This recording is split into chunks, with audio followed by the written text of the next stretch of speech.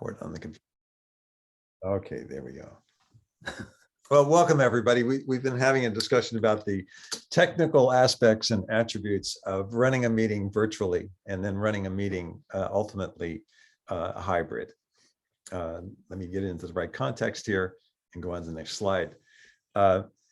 Same outline that we always have, and today David Henry has created a presentation on his Mustang and his trip, and he's going to give us some background also on his other experience with EVs if he doesn't do that during the intro section here.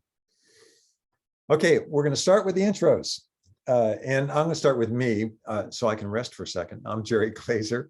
I am the current president of the North Bay EAA, and I'm driving my Nissan Leaf. It's a 2018, and we're hoping to trade in the Prius ultimately for another EV, and I'm designing an ADU over my garage and hoping that I can find ways to install a DC bell or something like it so that I can have power backup with the new car as the power backup for the ADU, separate from the home. So this will be an interesting experiment. When I finally have all of this in place, maybe I'll give a presentation on how I renovated the house and reconfigured and became net positive. What is an ADU? An accessory dwelling unit. Oh, okay. An apartment. Okay, that's helpful. Okay, but there's state law that says ADU, and there's a law and ordinance in each one of our cities on ADUs as well. So that's why I use the term, because the qualification for how you build it is different as well. David Heathcock, you're up. I'm David Heathcock here in Fairfield. I have an 85 Avani that I drive. It's been going great. I'm putting out a shout out to everybody. If anybody knows anything about how microwave towers, these are the communications tower, interfere with an electric vehicle, I'd love to hear about it because I still have not resolved that problem. Wow. Lowell, on my screen, you're next. Okay. Yes, I drive a Tesla Model S and a Leaf, and I drive the Leaf for just running around town, and Tesla for longer journeys. I'm planning a longer journey to Long Beach in about a week, so I'm going to give it a little check out and see how that goes. I've been there before, so I kind of know the routine, but I'm going to try to plan my stops to maximize the efficiency of time, for the purpose of getting there as soon as possible. So. Yeah, and okay. I just pushed a button on my screen, so everyone moved around. So Cecilia, you're up next. Hello, I'm Cecilia. I drive a 2018 Model 3. And I am now working on upgrading its steering wheel, trying to add some heat. Oh, jeez. Okay. Zeno. Yeah, so I'm Zeno Schweiding. I have a Honda Insider hybrid. Recently, I have been following classes of PG&E, and the highlight for me was how to completely electrify your house.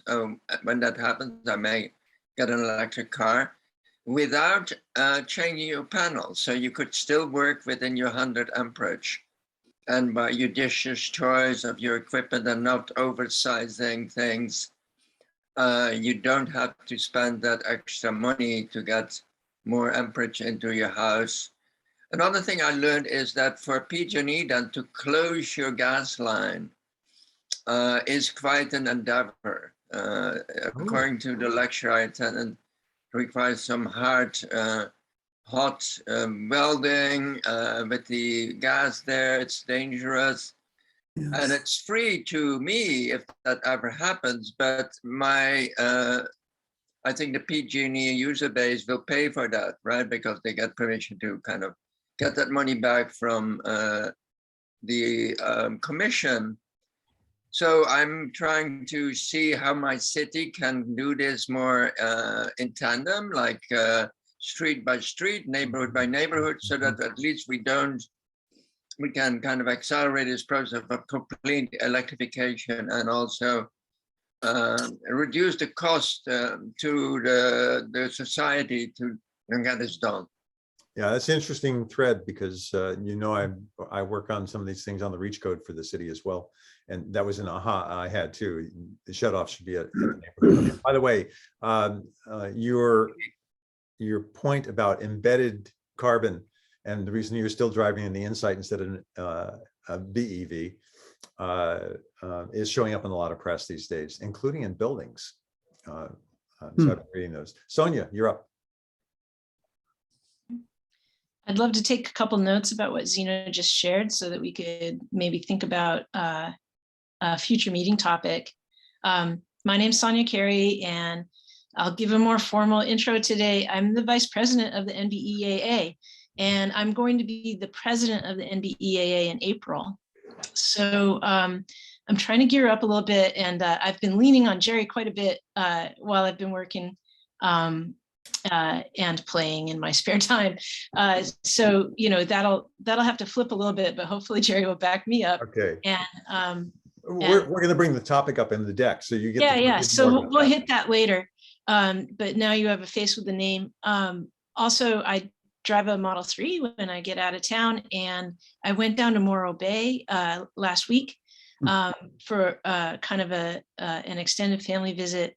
And I got to say, it was really cool. The superchargers are not all created equal, and it's fun to investigate what's around them. Cecilia, I know you know this so well, but I want to put a shout out to Atascadero on the 101. Atascadero has a coffee house. It has this bizarre Italianate city courthouse, all within a block of the superchargers.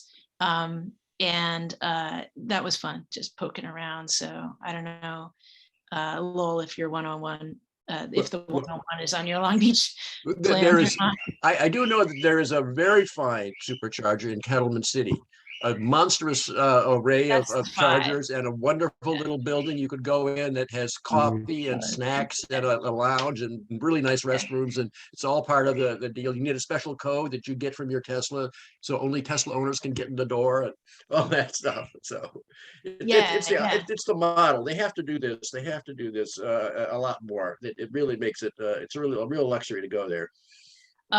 I was just thinking, like, what I just brought up was for the 101, and what you're bringing up is for the 5, and these would make great little mini presentations, because there's and then there's also, like, maybe any northern trips along the 5 or the 1 or what have you. But yeah, if we had little notes on some of this stuff, those would be the deep details. We'll eventually stop focusing on Teslas, and the rest of us are going to tell you. Right. What they need to do is they need. I think Tesla's willing to do this. Is include other charging technologies in their supercharging stations. Yeah. I take one more minute and say Gilroy on the 101 has EV goes and charge points and superchargers in and out. So Gilroy, yeah.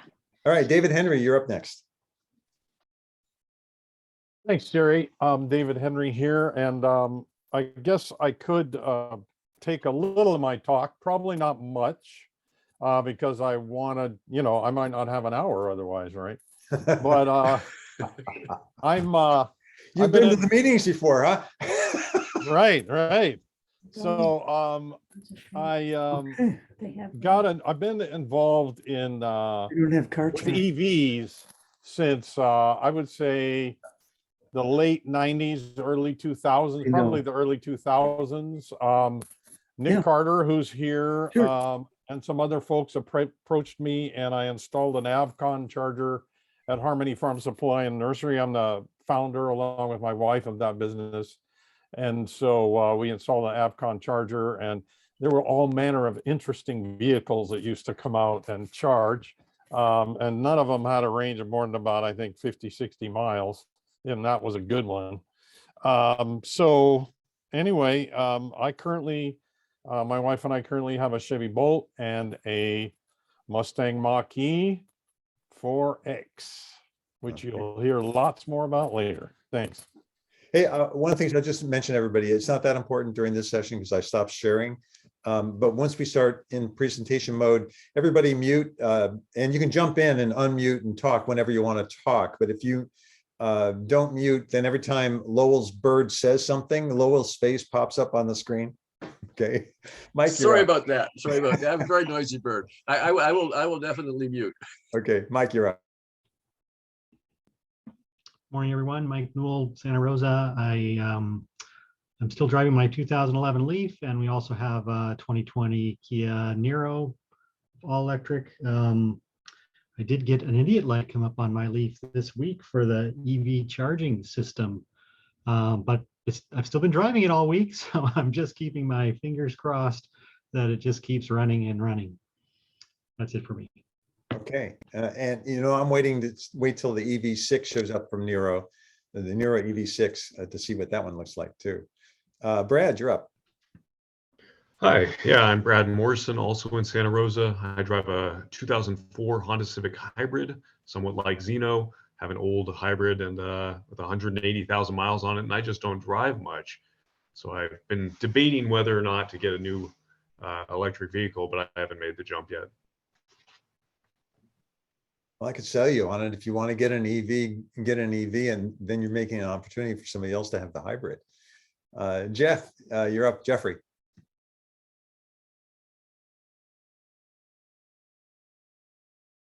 Hi, Jeffrey Holtzman. I live in Sebastopol. My wife and I have had a electric car for the last 11 years. First, we had the Leaf, and which we really liked, and then we had the Bolt, which we really, really liked, except for the fire danger. And because we're in a high fire area, it's really my wife's car. We share it. We've traded that back, and so she purchased a hybrid because I have a Mustang Mach-E on order, which I'm sure I'll get before March 2023. Anyway, I put my order in September, and the only thing that I heard from Ford so far was that it won't be a 2021, it'll be a 2022. So I'm very interested to hear people's reviews and thoughts about the Mustang Mach-E. I also want to add that we have solar, and so our cars run on solar fuel, and that feels really great. That's it. Very good. John, you're up next. Just one comment, Jeffrey. I was surprised we put solar on our house as well, and I found out that including charging the car, we pumped over a megawatt hour back to the grid. So the proof that you can get the energy level way down is really true. And that's something for all of us. And I think, Sonia, you're right. We'll do a presentation on that sometime in the future. John, you're up. John, also, okay, I'll ask you a question when you. Am I audible? I guess I am. Good. So first, I want to comment, David Henry, thanks for doing your work at Harmony Farms. I was one of those weird trucks that came out there and charged, in like 2011 and 12 probably. But anyway, it's awesome. I love it. I love the businesses starting out and, pushing this envelope. So it's excellent. Anyway, I drive a Geo Metro that's been converted with a Nissan Leaf motor and has 180 mile range. And all that equipment is going to move into my pickup, which is going to get back on the road soon, and I'll have a much higher range, maybe over 100 miles range with the pickup and a Nissan Leaf motor in it. And so that's really exciting. I'm going to work on that later today even. So, John, did you hear from Bruce? He had a question about towing a RAV4, and Caleb and I had experience with towing buses without disconnecting the drive shaft and running the wheels through the motor and issues with it. I didn't know if there would be with a RAV4 as well. You guys have experience with that? RAV4 front wheel drive or rear? No, he said it's rear wheel. Yeah. I don't know if you can lift up the that end of the vehicle and tow it. Okay. All right. All right. Mark, you're up next. Mark Brumbaugh, still driving a 2013 RAV4, still works great. I do notice here, since I live in Windsor, that Tesla, all you Tesla owners probably already know this, it's not too important but they just opened up the Tesla charging system here in Windsor. It's right next to Rayleigh's and lots of eating places and everything. So it's a nice location. And I just got my PG&E bill because I have solar and charge my electric car. And this is the first time in 5 years I actually have an electric bill. It's $130 for the whole year for the car, the whole house. Plus I put a heat pump in a year ago. And so we're running a heat pump a lot more now. And I really like that setup with the heat pump. And, you know, I didn't get rid of the gas furnace because the heat pump's not quite enough, especially like this morning. So anyhow, that's it. Caleb. Hi, Caleb Lander. I live in Newport Beach.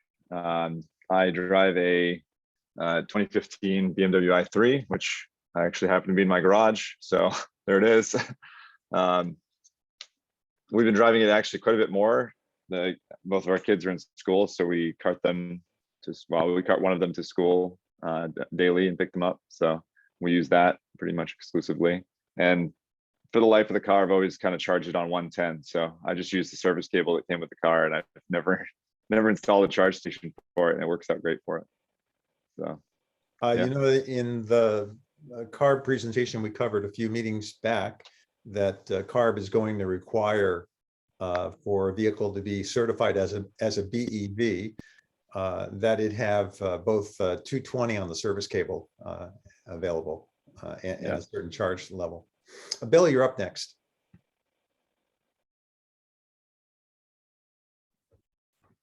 I'm unmuted. Can you hear me? Okay. Bill Baldavich, Janice and I still have the Kia Soul that we drive. It's a 2016 and 53,000 miles. And we went to an evening event at Berkeley at the university last Wednesday and plugged into the public charger in the Berkeley garage, city owned. And when we came back, there was some strange message, even though it had gotten up to a 80-mile range. So even though it's 10:30 at night, we drove home and in one piece. But I noticed strange phenomenon coming up on the dashboard. So in the long run, and trying to get it charged for about a week, finally had it towed to the original owner, Kia Marin, the original seller where we purchased it new. And the charger, onboard charger is dead. So we don't know how long we'll be waiting. So 53,000 miles. So currently we're driving a 2004 Prius, which is our backup car, and it has nearly 250,000 miles or something.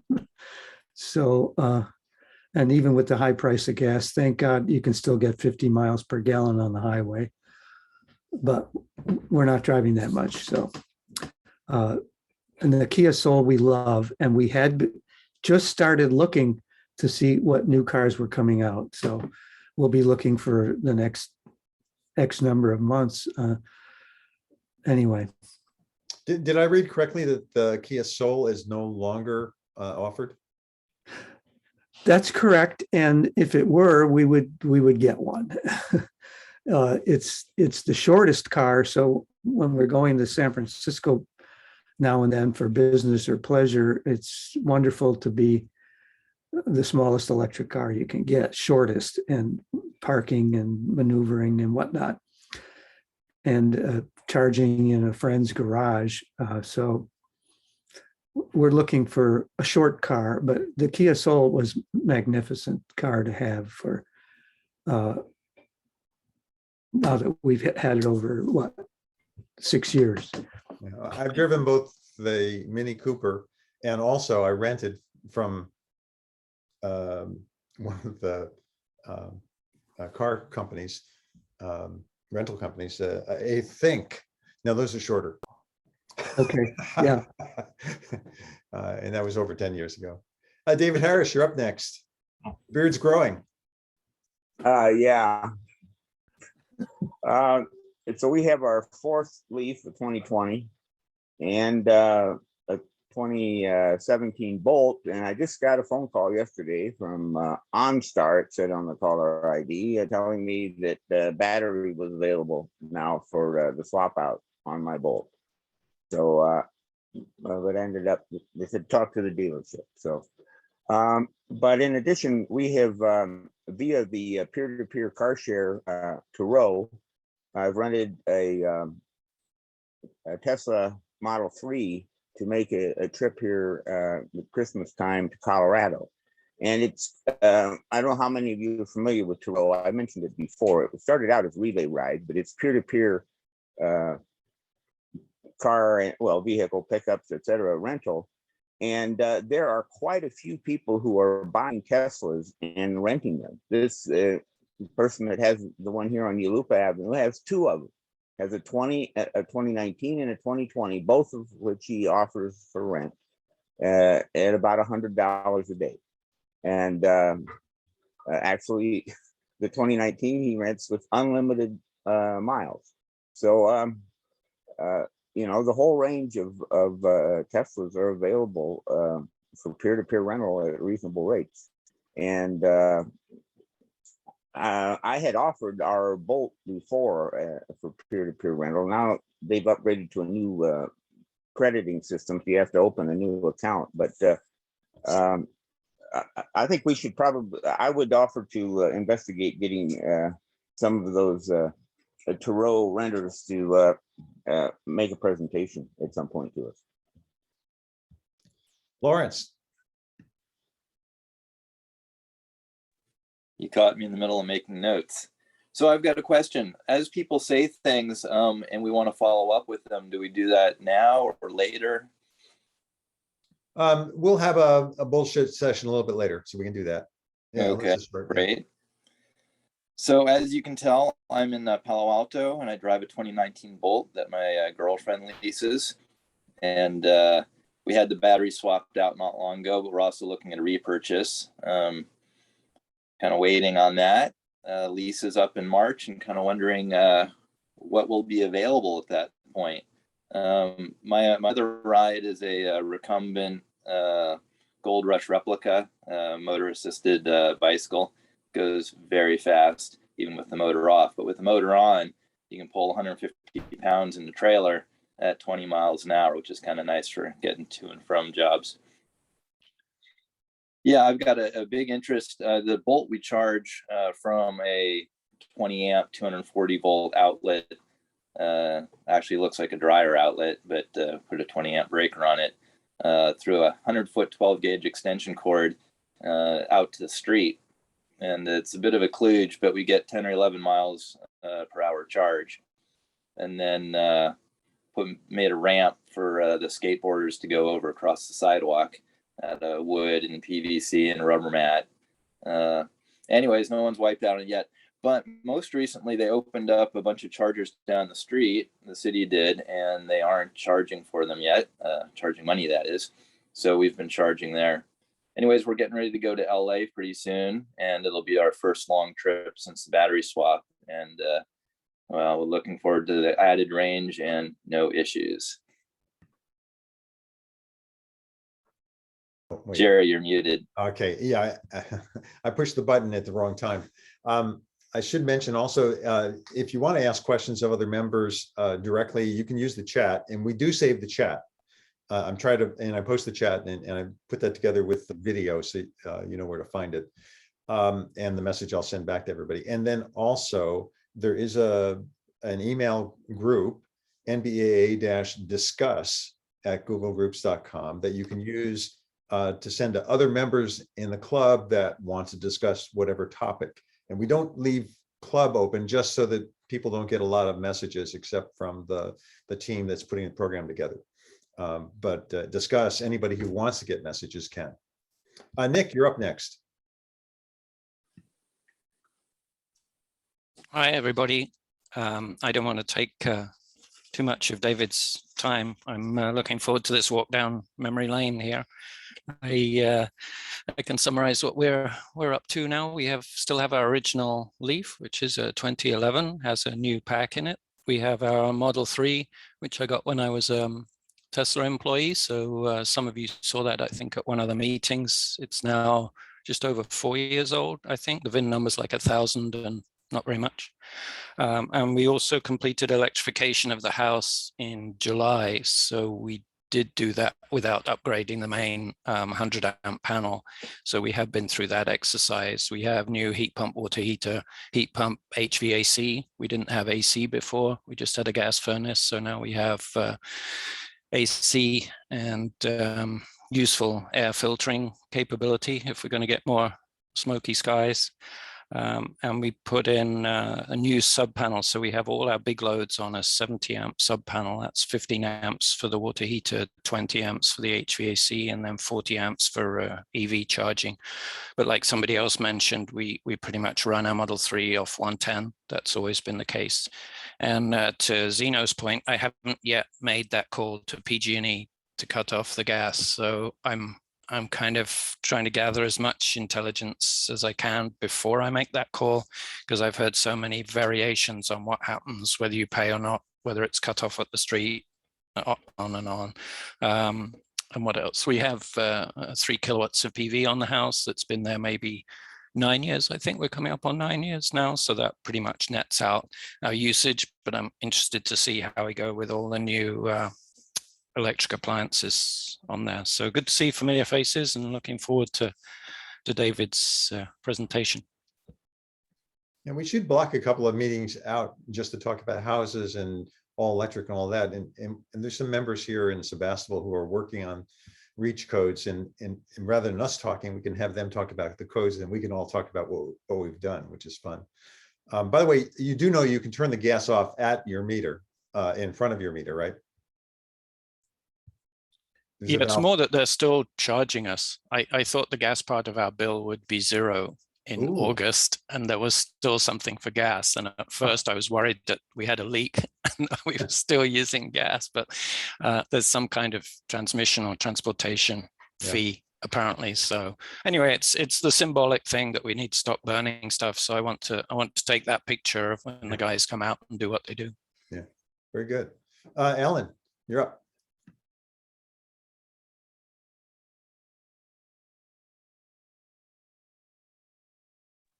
Ellen, we can't see if you're actually there because your video's off. Can you hear us? Okay, with that, then I'm going to go back and start sharing again.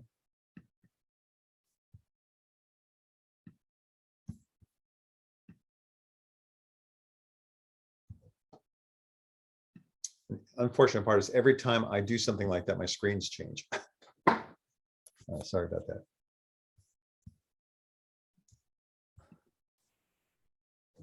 Chapter business. Okay. Yeah, basically we have 37 paying members. We've got at least 3 of us who renewed our membership this last month. I don't know how much money we have in the account. As long as we continue to have satisfy the rules of the club, that money is ours. If we stop satisfying the rules of the EAA, then they take the money back. So we can keep spending the money. And that's the portion that we get as those of you who have paid for memberships. Each month I send out this at the end of our meeting within a day, asking for news articles. And that's where we get the articles each time. You'll have a link there also to the YouTube channel, to the notes for the previous meeting. There's a link there also for what's in the chat. I try to capture all of that stuff. Everybody find a speaker. Thank you, David. I've always found it fun speaking and doing the research for the speaking. That actually is part of it. That is a kick. Or a video. And we've had a couple of those that have been fun to have as well. Just a video somebody saw that fits and gives us something to discuss. Hey, Bill, will you mute yourself? Come off when you want to say something, okay? Our last meeting, we cut short. We only did 1 hour, and we went off to the high voltage event and have covered that. And unfortunately, Sonia and I spent too long a time waiting for our sandwiches at the high voltage event. And so we missed John racing. Returning to Thunderstruck, originally I had set this goal that we get down to what they said was the level for COVID of below 4 cases. We got all the way down to 7 again, and now we're back up to 14. So COVID looks like it's going to be with us forever, and we'll probably look at what everybody says we should be doing in the future.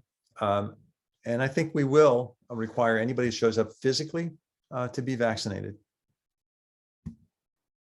We'll have a vote on that at sometime in the future. That's what I recommend. Oh yeah, now I remember. I made this slide.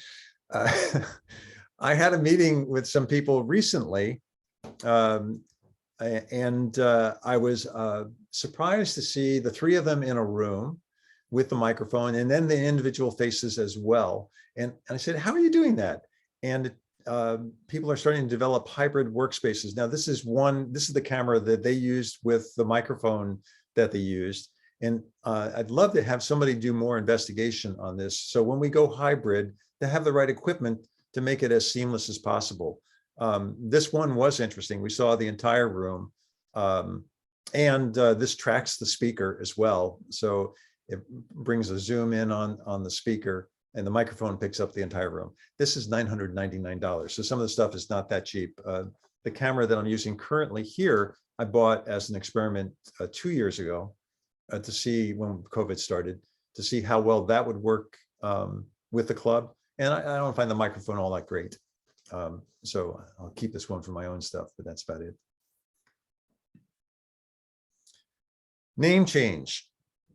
We're no longer the EAA, we're the EVA. Now, yeah, I don't much like that, quite frankly. We have a domain, NBEAA, we have materials and everything else that says EAA. We have the Google groups and all of that, I would say EAA. And I thought it was curious that the announcement that came from them announcing the name change came from the domain, which is the electricauto.org, EAA. So I don't know what the implications are, but I am really lucky because by the time all of that hits, Sonia will be president. This actually did happen when I went to the electricauto.org. It redirected me to myeva.org.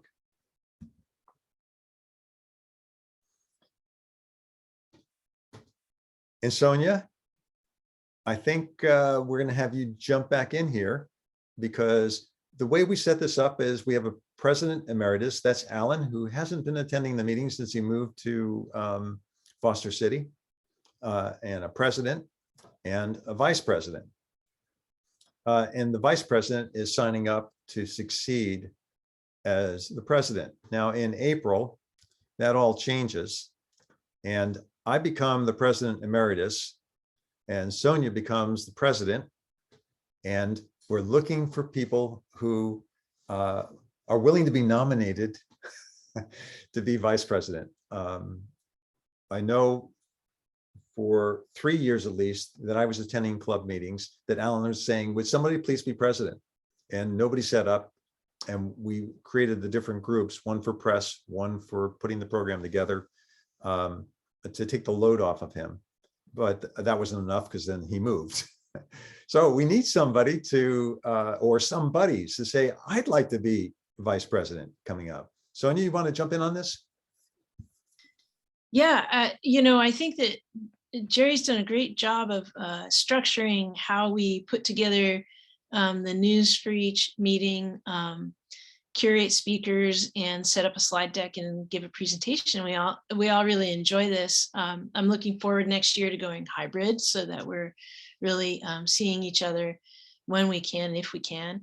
And I also think that there's some flexibility around how we slice out the work so that, if someone has like an interest in taking on a piece and it's not the piece that Jerry's currently doing or something like that, I think we can slice these things differently. So feel free to step up and also just say, a little bit about where your area of interest is.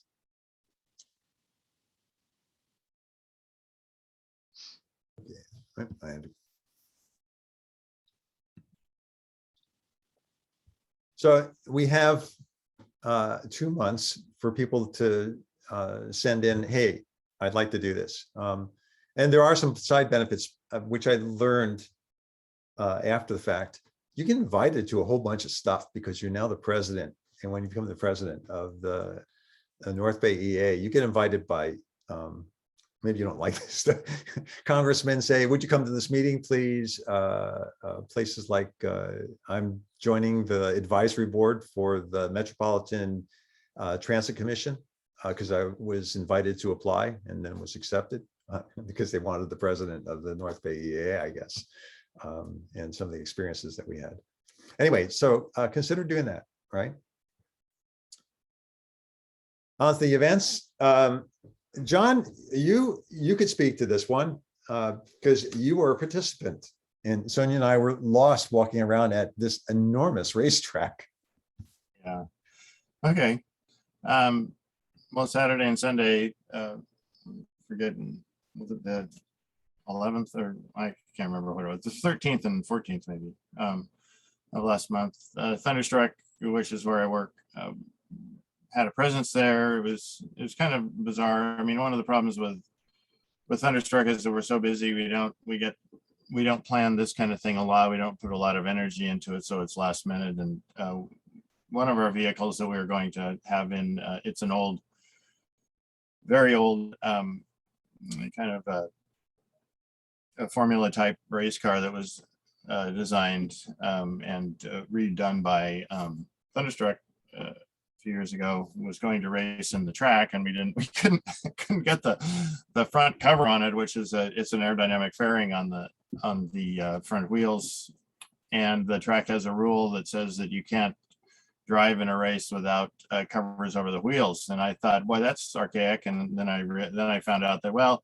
it has to do with, you know, accidents and deaths happening from tires flying apart at high speeds and not having protection from pieces going everywhere. And so I guess it kind of made sense. But one of the fun things was that we had we have a Mazda Miata that is converted to has a Leaf motor in it connected to the transmission, and the Nissan Leaf has an 80 kilowatt motor, but it's, you know, it's 10,000 RPM motor, so it has to be restricted in RPM so it doesn't blow things apart in a standard transmission. But it was one of our employees was driving it in the little autocross, which is a very, you know, the 40-second or less, 30-second little turn race in a parking lot, and he was in the, you know, one of the top 12 or something of all the people doing it. Most of them were Teslas, by the way, Model 3s mostly. I mean, Model S's, and they just, it was, I mean, it's a little boring. I mean, I don't want to put down Tesla. It's my favorite car. The Model 3 would be my choice, but it's just too bad that there are not more alternatives out there. But, you know, 3/4 of the cars racing were Teslas. It was just kind of funny in this little autocross. But anyway, this Mazda Miata and a little homemade thing called the Cricket. I don't know if you saw that, anybody that was there, a little a tube steel, you know, open wheel vehicle that this man that is a customer of ours made and put a Nissan Leaf in it. He's been driving it with a, you know, with all of the Corvette motor and drivetrain in the super light vehicle, and he says he has much more fun with it when he has the Nissan Leaf motor in it. So it's just really, it's great. I mean, he's, you know, when you see a guy that, you know, anybody, but this guy's a gearhead from way back, and he was in our shop picking up the vehicle, and he drove it up and down the street after he got all the parts done. And with the Nissan Leaf, we helped him a lot, and the new battery pack. And he was in tears, literally, in excitement about this vehicle and how it felt, with a much less powerful but very snappy electric powertrain. And that kind of thing just really turns me on about electric vehicles, is that these gearheads that have, you know, are so gasoline oriented are getting off on electrics in a big way. This guy is autocrossing this thing, and he's blowing people away, and he's doing really well. And so he was in the autocross. And the reason I told about that is that he and the Mazda Miata got everybody who was in the top 10 or whatever got to go to the drag strip with their autocross car. And of course, most of them are Teslas and stuff. But but they paired the Mazda Miata with this Cricket, and they both are leaf powered, so it was a perfect match. You know, two at once going down the drag strip. And I thought, you know, that was a highlight for me, because here there was a situation where not only two of our cars from Thunderstruck, which is fun, but two cars that are unusual and matched really well. And they both basically finished, you know, within, you know, a quarter of a second of each other or something, or less.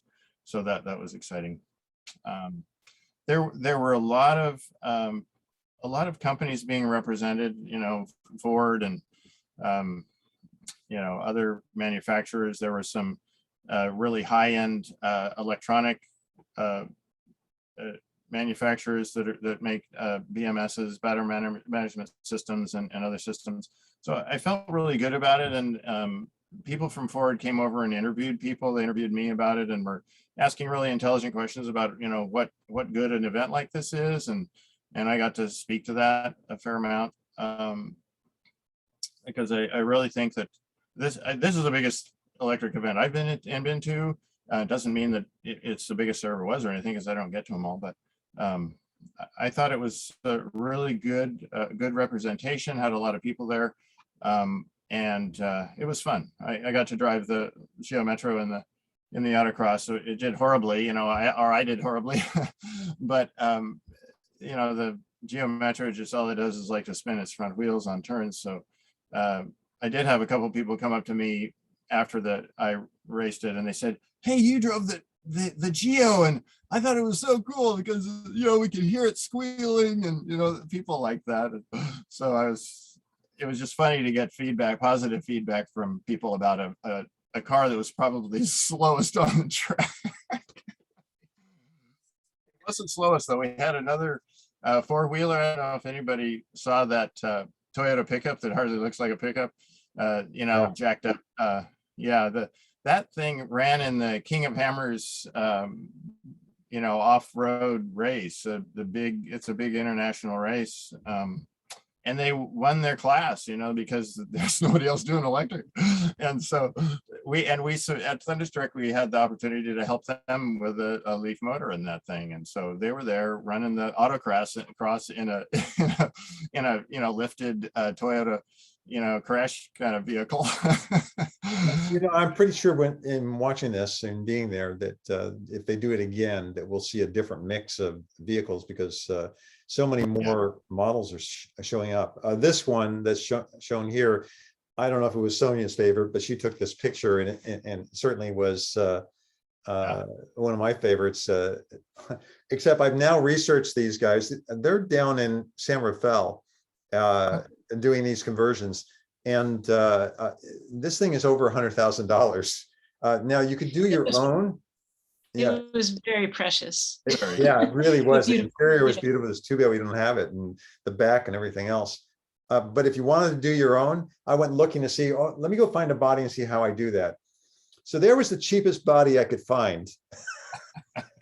And that was $4,000 in Alabama. The next cheapest, I think, was some $20,000. John, I didn't look at my slides ahead of time to find out when to have you talk, because I had the picture of you sitting there with the Geo Metro as well. Yeah. But the racetrack itself is unbelievable. Yeah. I wanted to say one thing about the way they handled it, because the track personnel are professionals in their experience with racing. They took all the drivers, so anybody could enter this little autocross, and they would take you and they ran you through the course, actually walked through it and told you about how to, what the terminology is, how to start, how to stop, what your best approach would be to do it. So it's really something people can do. It's not like you don't have to feel like you have to know about racing to do it. So it's kind of cool. There were clearly a lot of amateurs there. Yeah. I wonder, part of the excitement of racing is the roar of the combustion engine. And are you compensating for that? Are you taping some roar and you kind of? No, you should have heard the tires though. There was a sound of wee. Yeah, but the tires made the loudest sound and a lot of smoke to the point where you needed a mask, not for COVID, you need a mask for the smoke. Now, what was the smoke? That was, how much did these guys spend on tires? Yeah. Well, that was just drifting. Yeah, there's a couple of professional drifters there that were really, their object is to be burning rubber the entire time they're operating, and literally smoke, a lot of smoke. But I don't know, Zeno, it's a good question, but anytime the question of noise comes up for me, at least as a driver, I honestly feel more excited as a driver by the quiet acceleration. And I know that sounds kind of bogus in a way to people that are used to the noise. And I know, that's not you, you're used to the quiet, but it's interesting how I do get high on the quiet acceleration inside.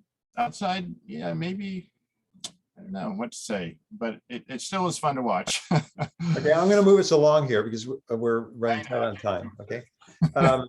Here's some of the news. The Kia, I got a call from Marin dealer, the Kia dealer in Marin, saying, hey, I'm going to have an EV6 here in January, ready for you to drive.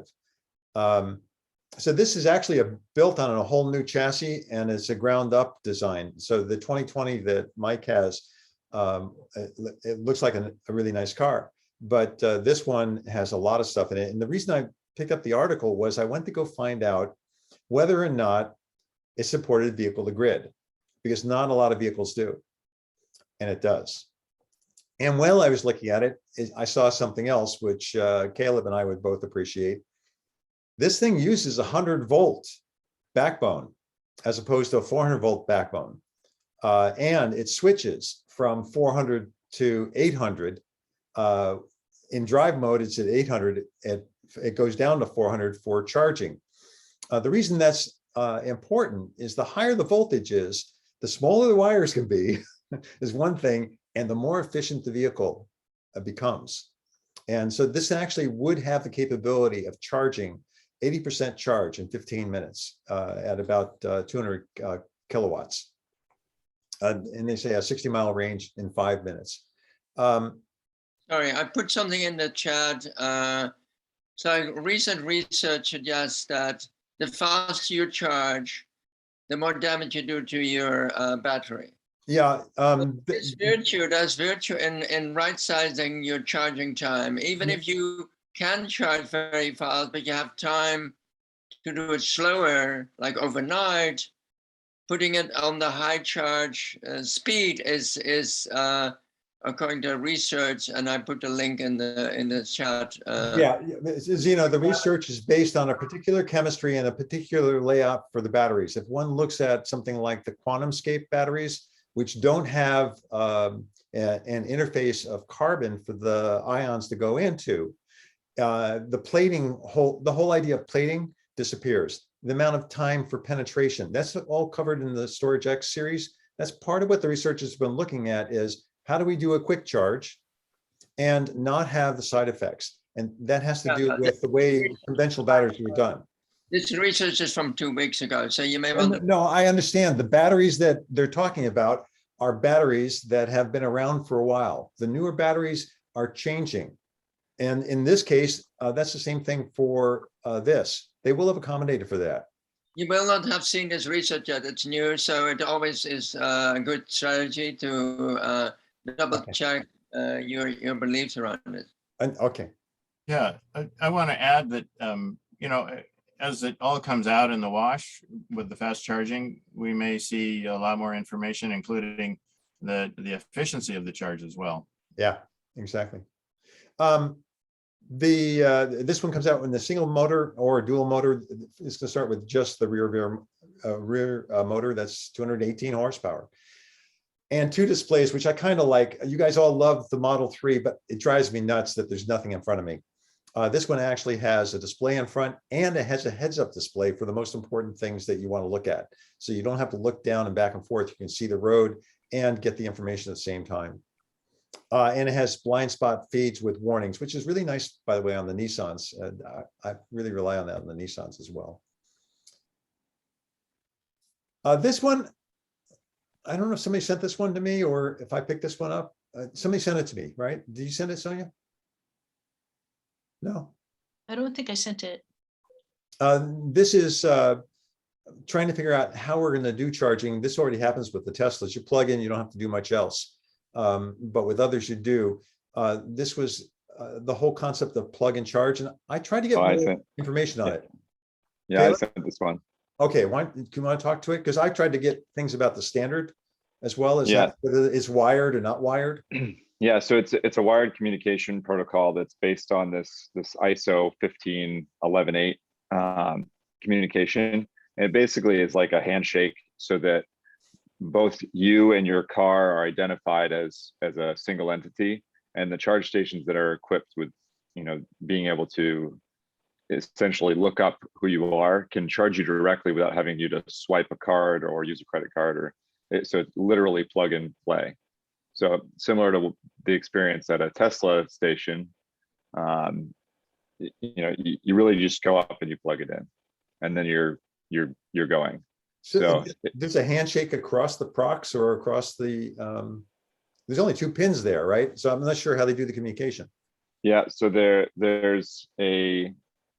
If you look at the standard, it basically is a handshake, not on the procs, on the what's the other one, the PD signal. So which normally under operating it would be like a square wave to show what rate you need to charge at, but the ISO communication standard is like a brief handshake communication over the line. Okay. So, but it's been under development for several years, and now it's just finally hitting the market. Yeah, here's a list of the vehicles. This is a pretty small list. And actually, maybe David could talk about it because it says the Mach-E's got it. So we'll get there. I was planning on that. So okay, good. Just saw one announcement. I think Caleb, you sent this one too on the lithium use for the 12-volt batteries. Yeah, so Tesla's been using a 12-volt lithium battery, which is actually 16 in their Model S for a number of years. Well, in the Plaid in the US, but they've been transitioning their other models to a lithium battery, so they're kind of getting out of the lead business. Yeah, it's interesting. BMW had put in lithium-based 12-volt batteries in their 7 Series vehicles for a long time, and they really established this battery management system for that type of battery, but they were incredibly expensive. So my guess is that Tesla's found a way to make it a lot cheaper. Micro-mobility and safety. I don't know who sent this one to me too. This one had to do with EV batteries. I know here in Sebastopol, the transportation group's been investigating. Maybe Zeno has something to say about this, working with Bird for micro-mobility here in town. And even Bird, a number of the companies discontinued their services for a period of time because of fire safety. Zeno, you know anything about this? No, I think you brought this up. I haven't looked into that. Anyway, it was interesting to find out that Lyft has suspended its e-bike service for 5 months while they investigated this and figured out what to do.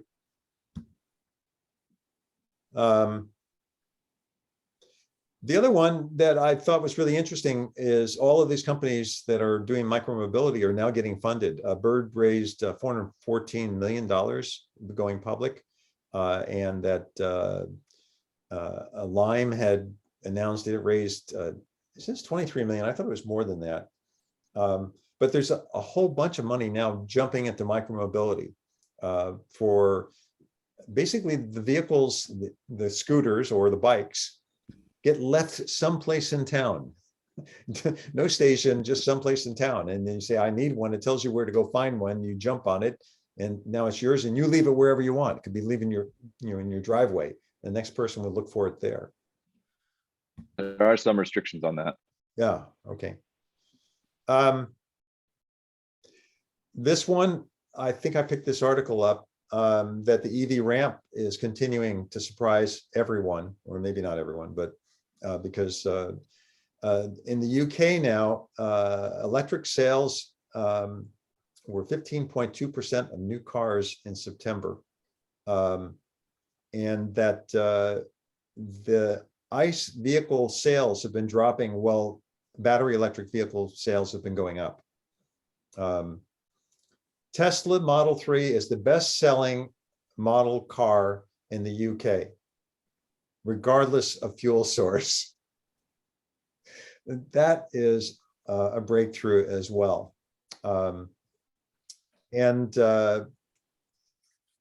The cheapest EV has a 250-mile range, and that's a MG. So all of these were interesting things. We're seeing a large change in these things. And I'll just remind one more time that Sandy Munro earlier this year forecast that by 2027, battery electric vehicles would exceed fossil fuel vehicles in sales, in new car sales. And I've now seen a similar report from a number of institutions as well, saying 2027, 2028 are the likely crossover years where battery electric vehicles will exceed fossil fuel battery sales and fossil fuel sales. I wonder what we'll say in 2024. Yeah, good question. Might say 2026. These things keep surprising everybody. I can't remember who sent this to me. I wanted to get more information on it. Anybody remember who sent it to me? David Harris. Oh, David Harris, thank you. You sent me the article, David. And I had to go search because often you send me things you subscribe to and I can't get the articles. But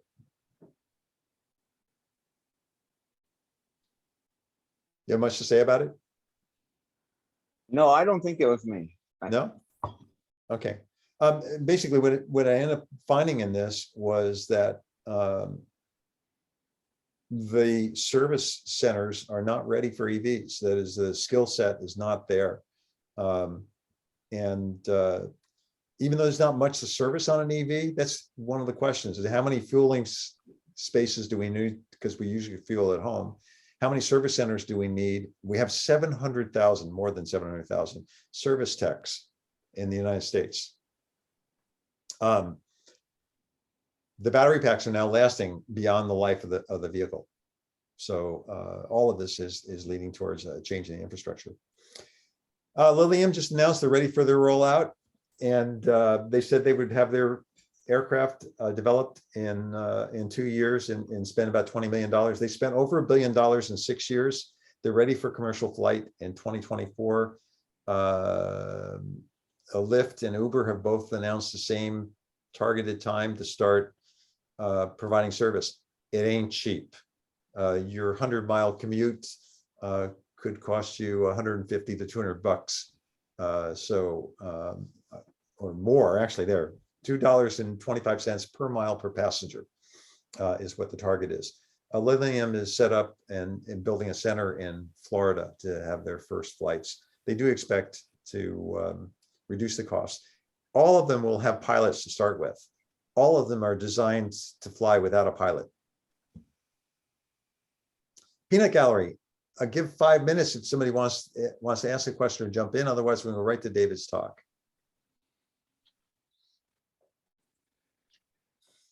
Okay. I wanted to say a couple of things. Let me pull up my notes from earlier.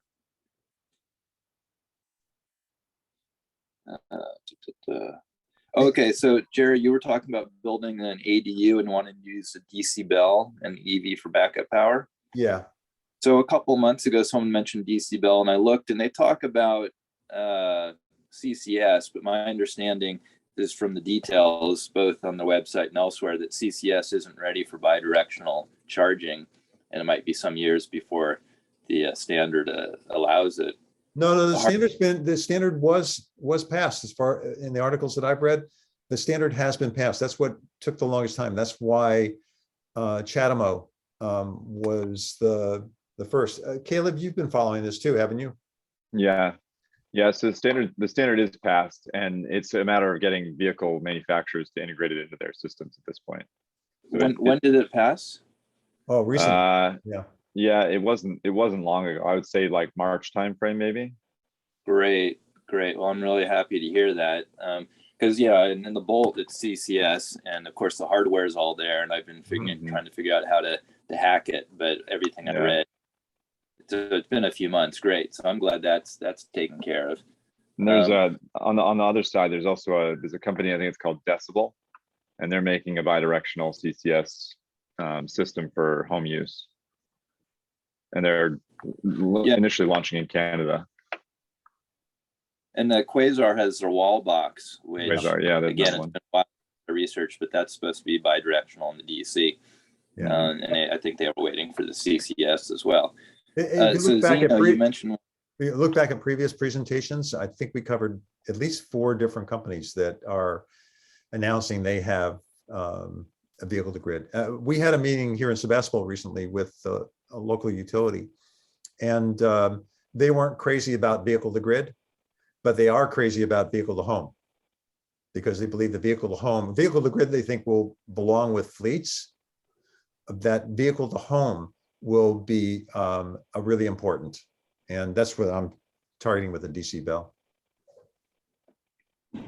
And then Zeno mentioned he wanted to electrify his house without upgrading the panel. In the chat, I put a link to Redwood Energy, and they've got this watt diet that Tom Cabot and some other people have developed, both using equipment and just smartly choosing your new appliances, so that you can stay on your same service and without upgrading the main panel. And sometimes that is Tom Cabot's presentation that Zeno was talking about, that PG&E sponsored. Okay. And they sent out the material as well as Tom Cabot's book, the little, and he calls it a flyer, which is like 97 pages long. So great. So I shared that link if anyone wants to see it. And then I was a little bit confused, Jerry. You said something about cars that don't have 240 volt charging capacity aren't considered BEVs. No, that's not the case. At the CARB level, for regulations, there's a certain percentage of vehicles that every manufacturer must deliver, which qualifies as a zero emission, and their only zero emission at this point will be BEVs, with a new standard that's coming out. Now, the definition of a BEV is changing as well. So I can't remember, I have to look at my notes on it, but I believe in this go around, it must support DC charging, and the vehicle must come with a portable cable that supports both 110 and 220. And if the vehicle doesn't have that, then it doesn't qualify as a BEV from the point of view of CARB for satisfying the requirement of the percentage of vehicles that each manufacturer must have. Okay, it's complicated. Yeah, and possible reimbursement, I suppose. Like, so we're talking about corporate compliance and possibly getting CVRP or some other money, right? Yeah, all of that stuff. I could pull the presentation back up again. It was a fast presentation I did on a 4-hour meeting that I attended with CARB. Well, I just wanted to throw out there, so the Bolt came with a 120 volt charging cord, but with a little sleuthing, it turns out the electronics are good to 240 volts. So I've got a converter and plug ours into a 240, and it does just great. Yeah, that may be the case with other people's 120 volt charging cords, but you got to sleuth it carefully, because depending on sometimes even the serial number, not just the model number, it may or may not be capable. Okay. Yeah, for the most part, all those world compliant chargers are universal voltage input, but now it's a requirement that they be usable without something like that, like in-home modification. So like with BMW, they, after I want to say 2017, 2016, they actually started shipping their vehicles with turbo cords, which had a built-in adapter that you could basically swap from 110 to 220. The key part for that, and then we'll get to David's talk. The key part to that, I believe, and David, you can start sharing now. I stopped sharing so that you could jump in. Is I believe the connector itself. That is that you want to use the connector that says, I'm a 30 amp connector, not a 40 amp connector, because my cable is a 30 amp cable, right? And I've actually run into this with Tesla owners who then wired into an outlet in their garage, and they keep blowing the circuit because the connector they have is a 40 amp connector going to their panel, which is a 30 amp panel because the size of the wire was a 30 amp wire, right? Yeah, so in our situation, we've got a 30 or 50 amp outlet, but there's a 20 amp breaker protecting it because I wanted to properly protect the 12 gauge extension cord. Yeah, exactly. Okay. David, I was going to hit some buttons here, but I won't hit any buttons on mine, so that you should be sharing already. Dude, hi everybody, David Henry again, and I am going to start by just being a talking head because I think sometimes it's a little boring when it's pure slideshow for 45 minutes or something like that. So I'm going to just kind of give you a little background and talk about some things and how I ended up getting a Mustang. Oh, Jeffrey, if you could, and Richard, if you guys could mute, that would be wonderful. So anyway, as I said earlier, I'm one of the founders, along with my wife, Kate, of Harmony Farm Supply and Nursery. And we founded that company in 1980. So I've been, it's been a pretty much part of my life to be dedicated to trying to take care of the planet in some way, shape, or form. And it's kind of been my thing. And it was more around the earth, soil and plants and that kind of thing for a long time.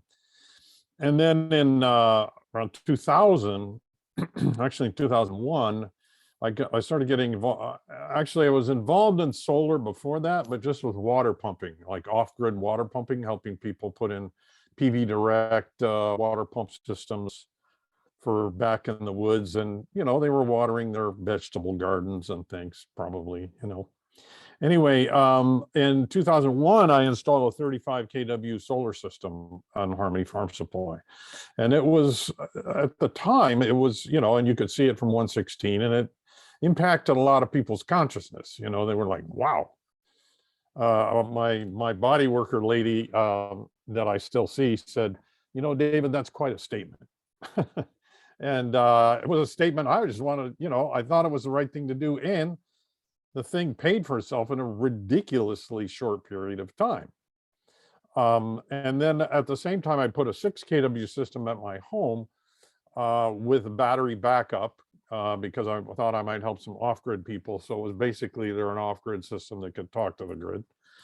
And so that was my beginnings. And then the first system I did for somebody else was Oak Grove School District. Had a really great guy named Fred Hall, who was their janitor. He also happened to be on the school board, and he won an award he got their recycling to almost everything. He trained the kids. They would go home and bug their parents. Hey, how come we're not recycling this and that? And they had a pig they were feeding the scraps to. I mean, they did everything. So he got a $10,000 award from the state for being so fabulous in that way and implementing those programs. And he invested in a solar system.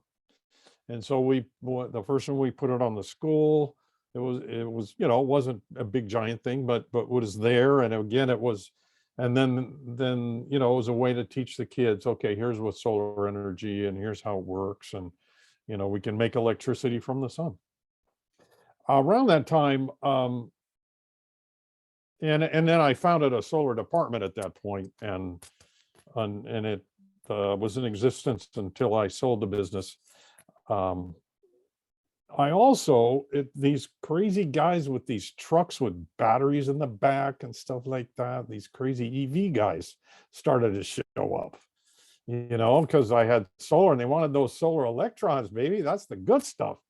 And so I installed, with the help of, I think it was the Bay Area Air Quality Management District, had a grant program where they would help fund an Avcon charger, which at the time we used, I think we had the conductive interface. I wasn't sure if we also had the inductive for the other guys, but the Ford Ranger EVs and the Selectria, and I guess the Honda EV Plus used the conductive.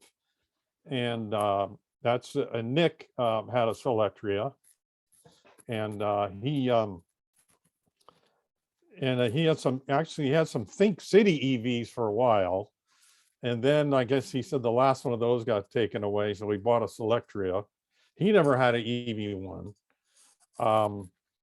And, you know, all these other random guys. And then I had an employee.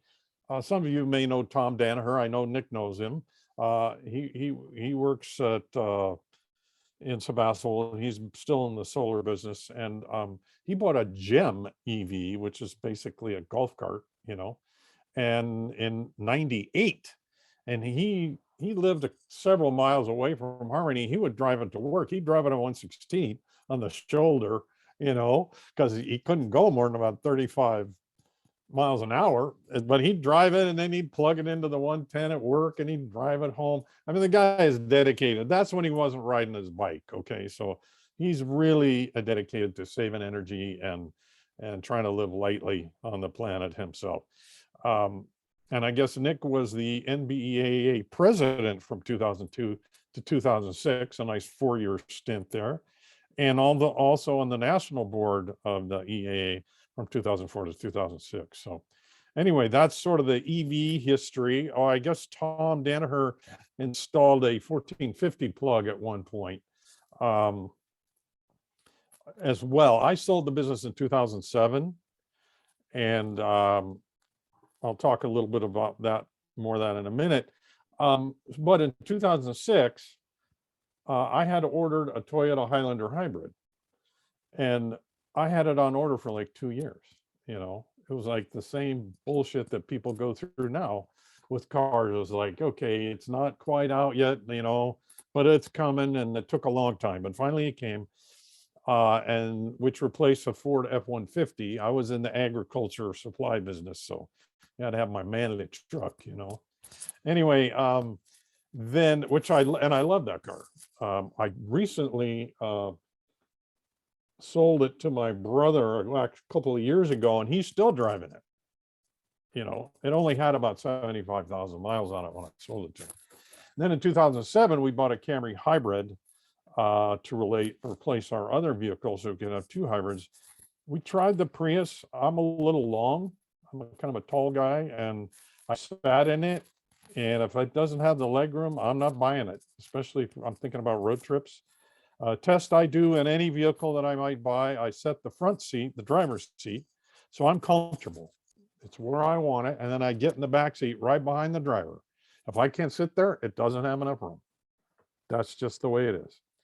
In 2007, I sold my business and started living a bi-coastal lifestyle. I had bought some property in Hawaii and started living half-time on a farm in Hawaii and half-time in Sebastopol. And I did that for the next 11 years. And during that time, of course, EVs started becoming a little more mainstream, you know, with the Leaf and those things. And I think I kind of thought about it, was like, well, I've got 2 cars here and 2 cars there, and where, you know, it was just like, no. But then I sold that property in 2018, in April of 2018. And by the end of the year, we owned a Chevy Bolt.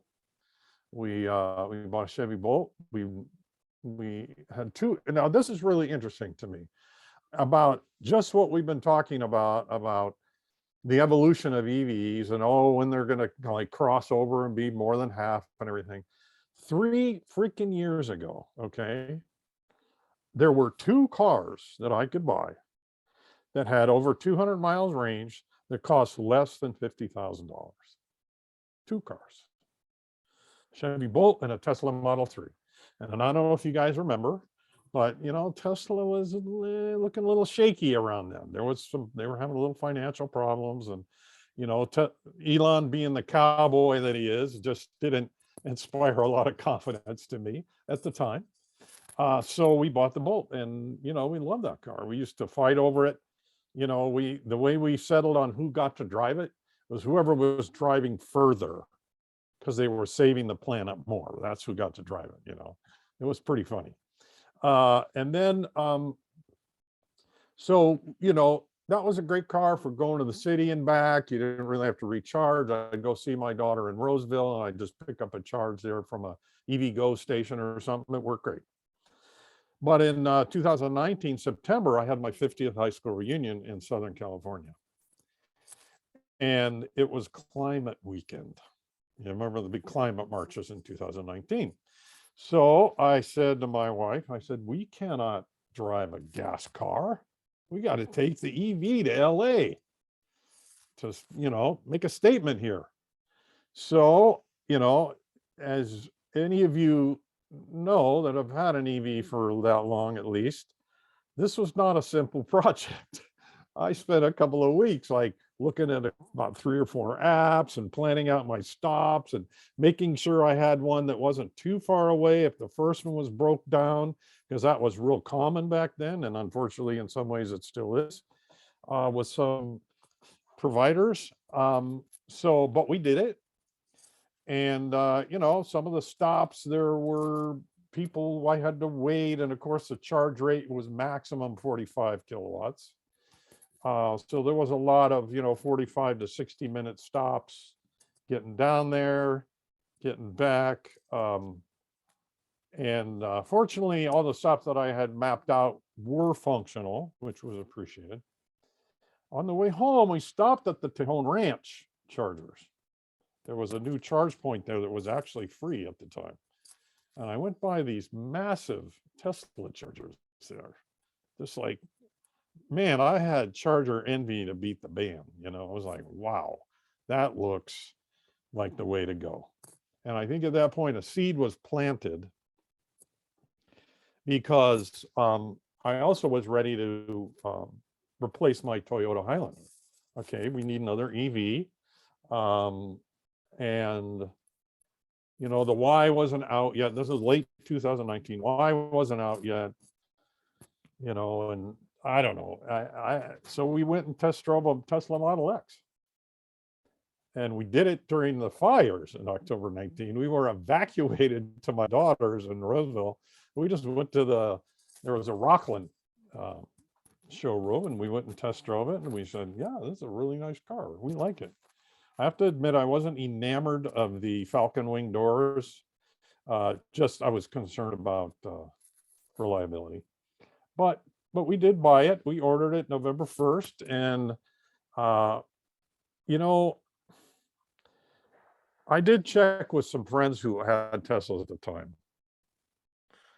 And they had said, if you can get through the difficulty of the ordering and delivery process with a Tesla, you will then enjoy the car very much.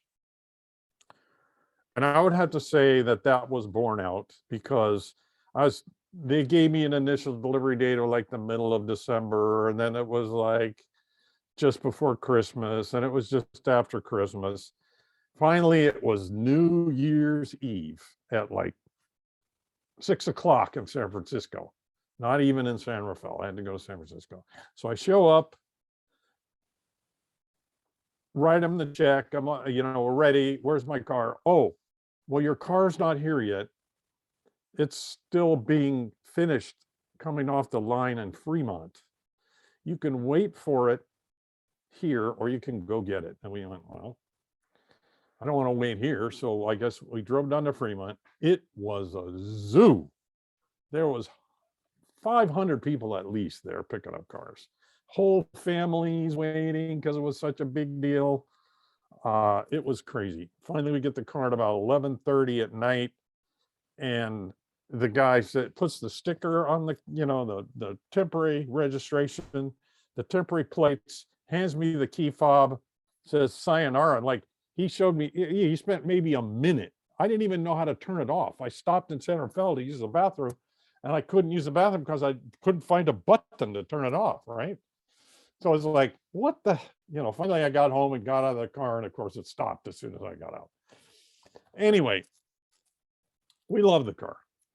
There was another glitch I'll tell you about later, but we really loved it. Of course, 2020 is when I was going to take all my road trips.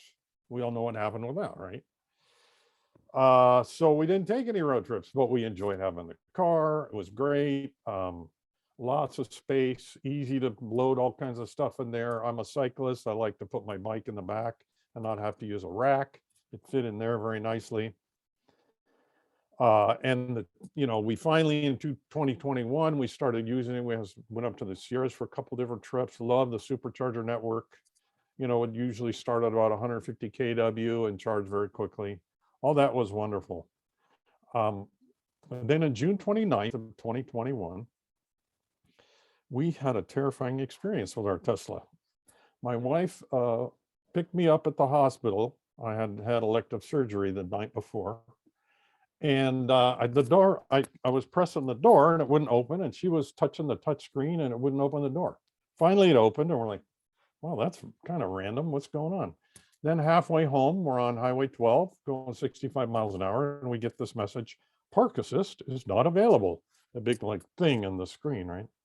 Well, I'm not really trying to park right now. I'm going 65 miles an hour. Why are you telling me this? And then we get home and we're sitting in the driveway facing towards our back 40. There's a gate that goes back in our back area. And I had just built a new garage. It was dubbed the Tesla garage because it had my Tesla charger and everything. And she's pressing the button to open the garage door. And it's not responding. And she's tapping. All of a sudden, the car takes off like somebody floored it. And you guys know, at 0 to 60 in 4.5 seconds, it got going fast in a hurry. And she was panicking. And so I just screamed at her, hit the brakes. And she did that, but not before it crashed through a gate and came within inches of our pump house. Now, obviously, our hearts are pounding like crazy. We don't know what's going on. I'm worried. I don't even want her to take her foot off the brake yet. It's like, what the heck's this thing going to do? Is it going to take off again? So finally, she took her foot off the brake. We got out of the car, and we just left it there. We were so shaken. We just left it there for a while. And the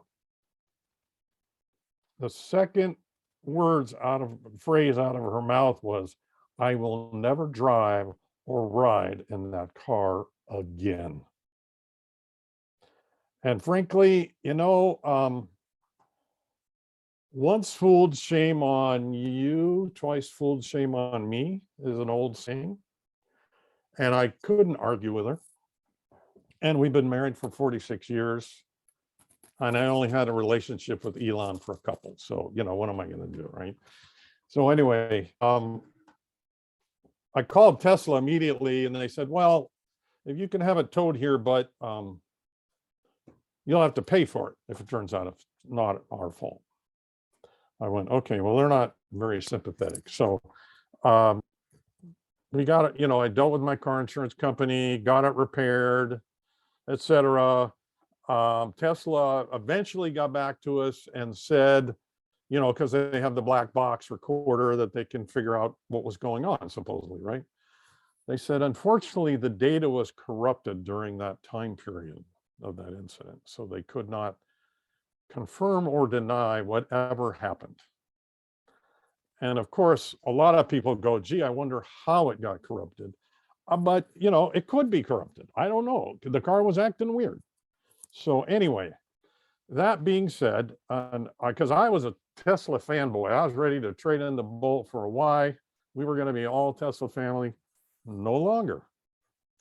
So a couple of, the silver lining on the Tesla is I sold it after it was repaired. I sold it to Charged Automotive, which is an EV, mostly Tesla company in Lincoln, Nebraska, for $3,000 less than I paid for it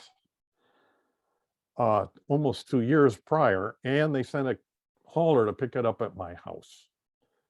Good time to sell a used car if you have one. Anyway, so here I am.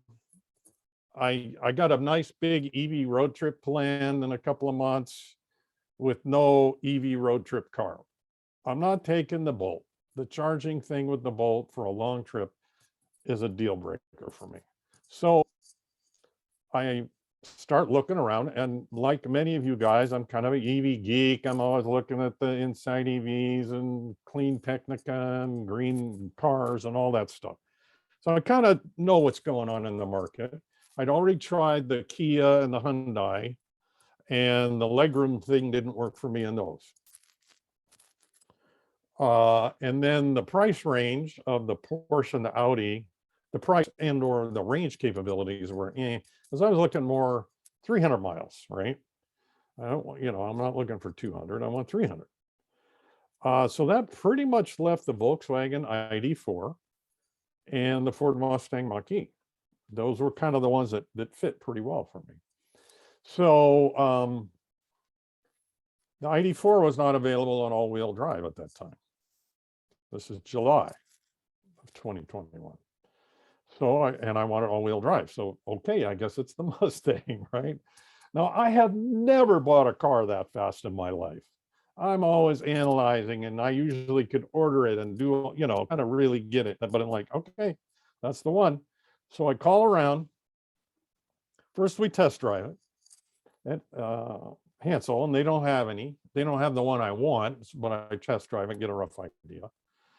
And I called around I called around. Marin had one that a guy had just canceled because I wanted the premium with the extended range battery and all-wheel drive. And they had one, a guy had just canceled, color that worked, the whole thing. And they wanted MSRP plus 7,500 over, which that was a new world for me. I was used to, okay, I usually negotiate, get a little better than MSRP, Nah, not going to happen. Because I called all over the Bay Area, checked with all the dealers, they're all the same. And the interesting thing about this, not having a Tesla, it has forced me to experience the world of EVs that aren't Teslas, which are quite a few, as everybody knows, options out there anyway. So I ended up buying the car and put a deposit on it, picked it up on July 14th. And unlike my experience at Tesla, the salesman was very knowledgeable about how the car worked. He walked us through a lot of the screens and all the software. He got make sure our phones were synced and everything was working. And it was great. He was really super helpful and knowledgeable. We really appreciated it. So it took me about a week, I think, to really get everything dialed in on the all the different options, probably even longer for some of them. Because, it's like when you get one of these cars, as you guys know, it's like getting a new operating system, getting an iPad or something with a brand new operating system. There's so many screens, so many options. Once you set most of them, you don't have to do anything again. But once we got settled in with that, if David could mute, that would be good. There you go.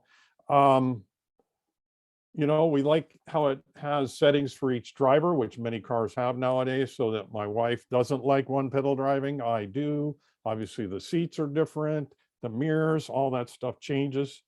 In fact, it just changes if you're the first one to walk up to the car sometimes. We like the Apple CarPlay works very nicely. Siri will even read your texts to you and stuff, which was great. We like the interiors of both the Mach-E and the Bolt better than the Tesla. We thought the Tesla was kind of austere. So from an interior perspective, we like it a lot. So at this point, I'm going to, let's go launch into my little presentation. And I got to do a little share screen here. Oh, it says host disabled, participant screen sharing. Sonia is now a co-host. I don't know what happened to me. I'll try to fix that. I fixed it. I fixed it when I brought the meeting up to start with, and then I forgot the meeting dropped and came back in. Try again now, David. Okay, there we go. All right.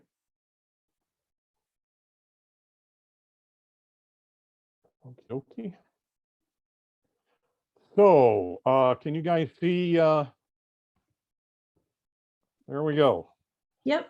Vehicle impressions and a 3,000-mile road trip. So this is the happy day when I brought it home. This car, a lot of people like the looks of this vehicle. I get comments almost every time I take it out. And not people that are even aware that's an EV at first. And Jerry was talking about the 2-screen thing previously, which I really appreciate too. I like having a screen in front of me as a driver and one to the side. Heads up sounds really cool too. The other thing I like is the console has a lot of different storage to it. I think it's laid out pretty well, that part. And you'll see, I don't know if you can see them. I don't have, maybe you can you guys see my mouse moving around? Maybe not. Yeah. Yeah. Oh, okay. So you can see that's actually the gear shift knob. And this is the volume knob for the audio.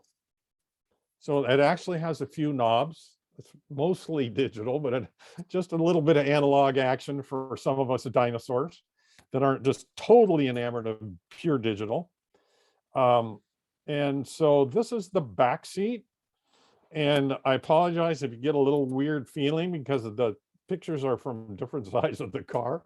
So it's a little funny, but it's got a nice, good sized back seat. Very comfortable. The seating is very comfortable in it too, by the way. After taking it a long trip, it was great. I never felt like, I'm tired of this seat, you know, it was pretty good. This is the space in the back. I put some suitcases in there to give you guys an idea of the space that's available. And this is with the back seats down and my bicycle fit inside, which I had measured and I knew I was pretty sure it would fit, but this is the first time I'd actually put it in. And then they give you an idea of the space.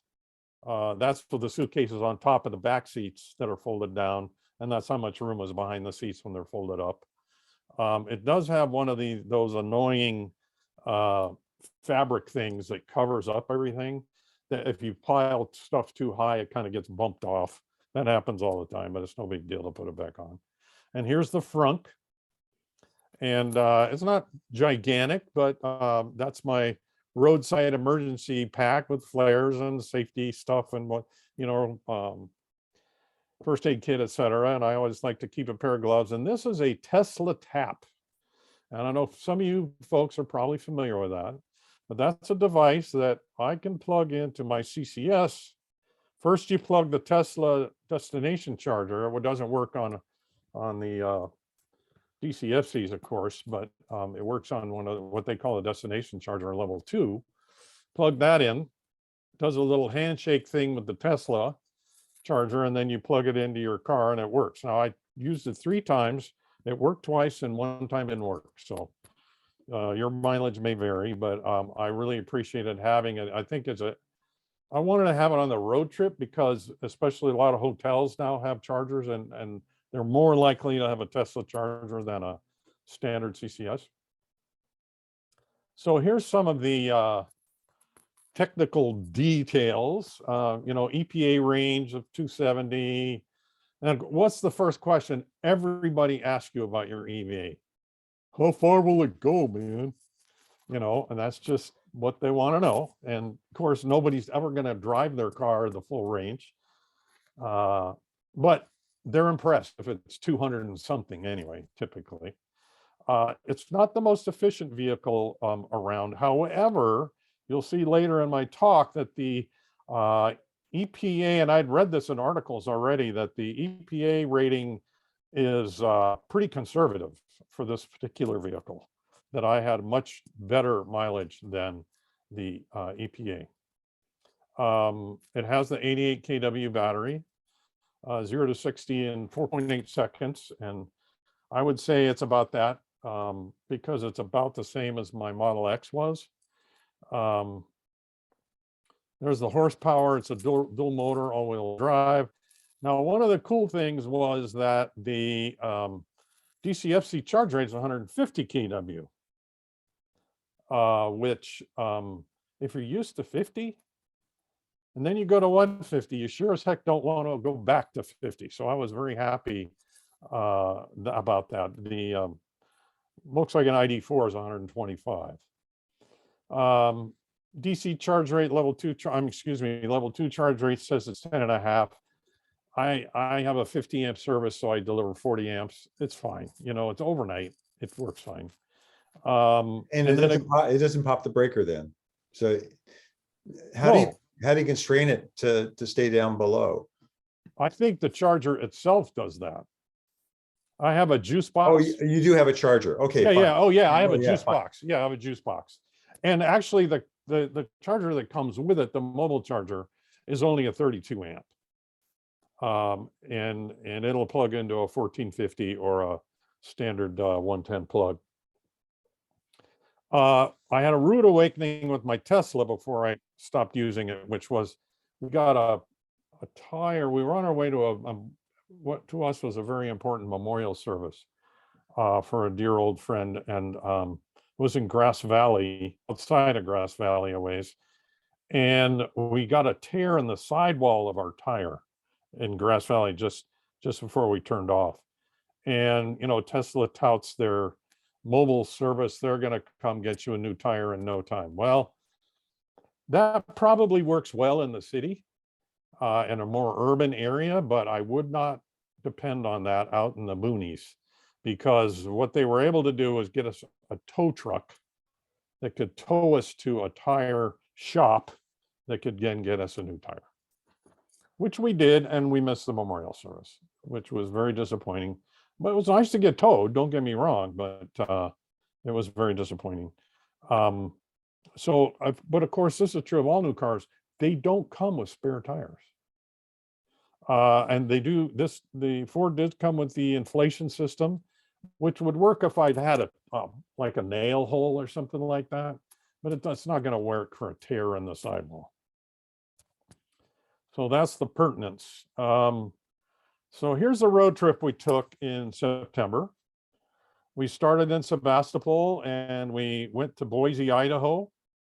Then we cut back over to I-5 and went up to Whidbey Island and the Olympic Peninsula, and then came back down and visited people in Portland and parts south until we got back home again. And I know Cynthia can top this with one hand tied behind her back, or Cecilia, but that's okay. She's special. So this is a charger I used exclusively except for one time. Electrify America. There were typically 4 chargers at each stop, 2 150s, 2 350s, and one of the 150s would have a CHAdeMO 50. And they were spaced about, you know, every 100, 125 miles. They claim their goal is to get them at 75 miles. And they worked really well for us. I charged a lot. You'll see I charged in the morning. Often we'd get to a town at the end of the day. We wouldn't need electrons to get around and, you know, go get some dinner and get into the hotel and stuff. And then my wife and I have different sleep patterns. I get up at 5 or 5:30. She gets up at 7:30 or 8. So I need to, and if we're in a motel room with just a motel room, right? Not a suite, then I need to, it's best if I get out and go get myself some tea and do something. So I would go get some tea and go to the charger and hang out. I'd often have the heater running, so it didn't charge real fast, but that was okay. It was comfortable. So this was a 350. So the first leg, we left Santa Rosa, and I knew there was chargers at Westfield Galleria in Roseville, so we stopped there. We stopped at one in Truckee, and then we stopped in Fernley, Nevada. I have a good friend in Reno we stopped to visit, and then we went to Winnemucca for the night. And the Winnemucca location, so that was 380 miles. We don't do more than about 350, 400 miles in a day.